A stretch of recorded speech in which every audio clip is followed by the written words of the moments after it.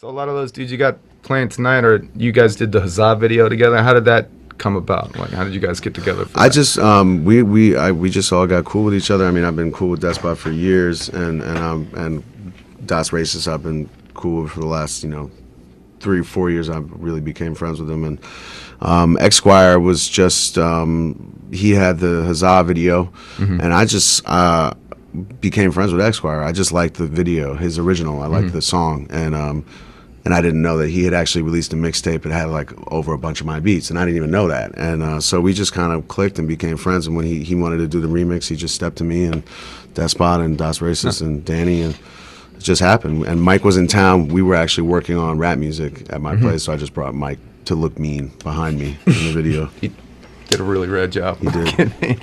Really nice. Back to Mike, Mr. Hey. Playing on his phone. No, I'm just playing. I'm texting Trey. Want to talk? Trey got shot, unfortunately. Trey the Truth. He So did. I'm Wait, he was shot apparently in the shoulder, and I'm texting. I'm a him big ABN. Yeah, so and I'm texting him right now in the hospital, letting him know we love him and we're praying him up. And I play his music all the time. Well, we're gonna play something for Trey before we go out. Sounds good. Well, I guess I wanted to talk about just the title of your album, Rap Music, which stands for, it's an acronym for Rebellious African People's Music. And just listening to it, you hear a lot of references to hip hop, like Cube, Spice One, Boogie Down Productions, Raekwon, Outkast, Black music that's. Oh yeah, and then we're in New Orleans, birthplace jazz, blues, all that. So exactly. And that's the stuff my mama raised me on. Exactly. So just that song in and of itself, like the whole religious experience with music. It is true. So, but talk about kind of why you decided, where it came from, and why you decided on that to be. There's a writer and cultural critic in Atlanta whose name is Maurice Garland. He's a good brother. Y'all can hit him up on Twitter and just check out his resume and what he does for Atlanta, just in terms of culturally keeping our music.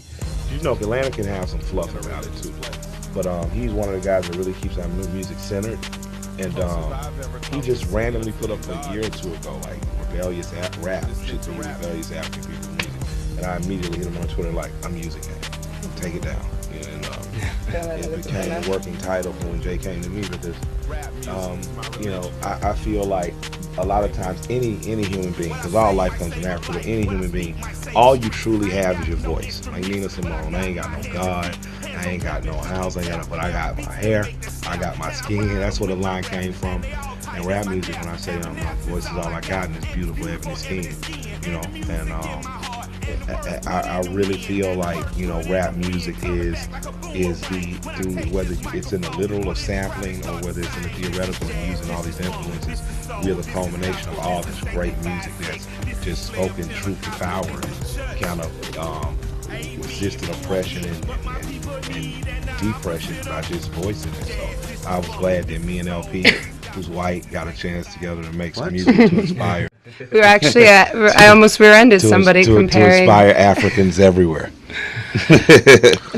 On the way over here, I almost rear-ended somebody comparing who was more pale, me or Elle. I think I win. I still think I win. I'm just saying.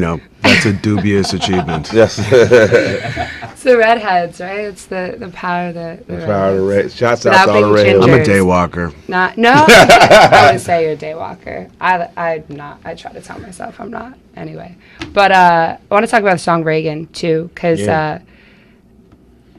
it made Fox mad. They're pretty hot. Actually, I have some fun facts. Did they say something? Yeah. Really? Yeah, I know. Louisiana is the prison capital of the world. Our incarceration rate is 5 times that Iran's, 13 times that of China's.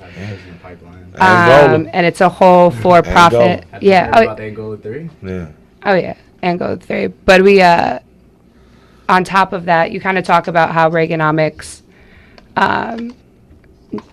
negatively affected urban communities, and the whole prison industrial complex is ultimately modern day slavery. And another fun statistic about New Orleans: 1 in 14 black men in New Orleans are behind bars, and 1 in 7 are either on probation, parole, or incarcerated. So I guess that song really hit home. It amazes me. I wish I could give them some props that if I had the energy to look it up. But on the Twitter, conservative blogger, I guess he's trying to get some beef up his stats. He puts my stuff up, like, we keep an archive of the things you say.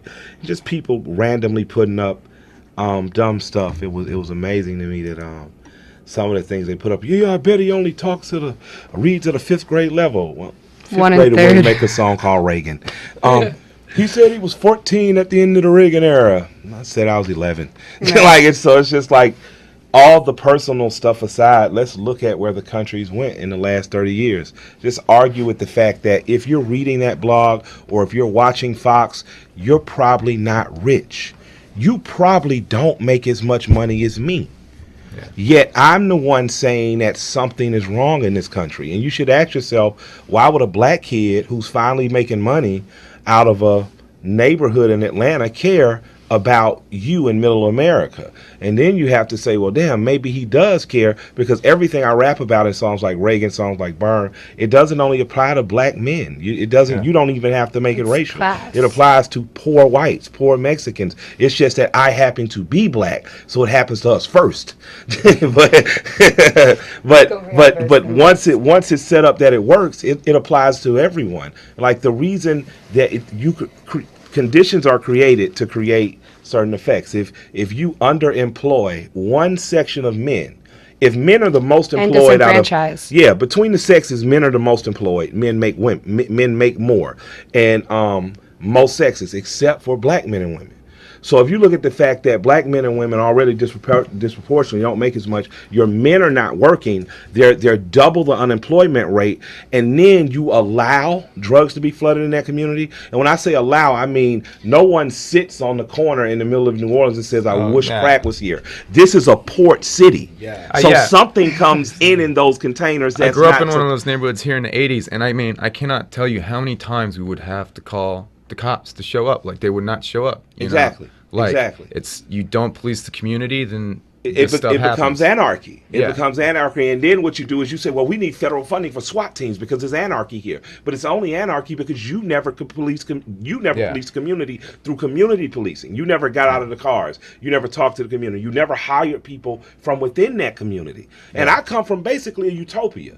My dad was a cop. I've never known white rule, honestly, in Atlanta. So for me, when I go out and I see that these conditions apply to Atlanta, that's all black, and here where it may not be, in New York where it definitely isn't, I start to see this really bigger than race and class. And I wish people could view Reagan in that sense versus, and I mean people on the conservative side could view it in that sense versus the racial blinders that they have on. Like, one dude said, Louis Farrakhan said that, and I was like, I'm sure I've said something Hitler said too, like good morning. I can't control who else may have said certain things, or we can't, but I know that regardless of race, class, color, that for the last 30 some odd years, this country's been on a steady decline in terms for how the lesser of us is treated, and if we don't turn around, it's the last days of Rome all over again. Well, I mean, according to some guys on Fox News, I mean, the white Christian male is the most oppressed.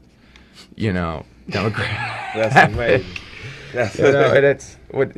Hey man, they throw shots something where it's like, maybe one day you guys will be president one day, or maybe you'll get president 42 times in a row. Yeah, exactly. And what's really insane is anyone who listens to my music knows me. I just don't like all of you politicians. Yeah, it has less to do and people assume I'm a liberal. Yeah. I bet you he's gonna say he supports Obama. Actually, no, I don't. You can see that here too. Like, if you look at the school board in the 80s and the 90s in New Orleans, it was a predominantly black school board, and public schools were atrocious. And it was really kind of the starting point of these 17-year-old, young black males end up at that point because there's nothing for them in school, and all the money was being taken out, laundered through this, laundered to that, and it wasn't like a white school board doing this. It was a predominantly African American school board at the time. So it really is just money leaks out once it gets to the top. But we just got to do better. I just want to say I don't want to keep rapping about this stuff. Like, I want something to work, And pissing a few people on Fox off, but I'm definitely going to be that guy to do it, because none of the other rappers are living in reality. A very small percentage of, a very small percentage of living in the reality of we should be saying something while we're saying something. All right, let's play Reagan. So we got about 3-4 minutes left before I gotta get y'all back to sound check.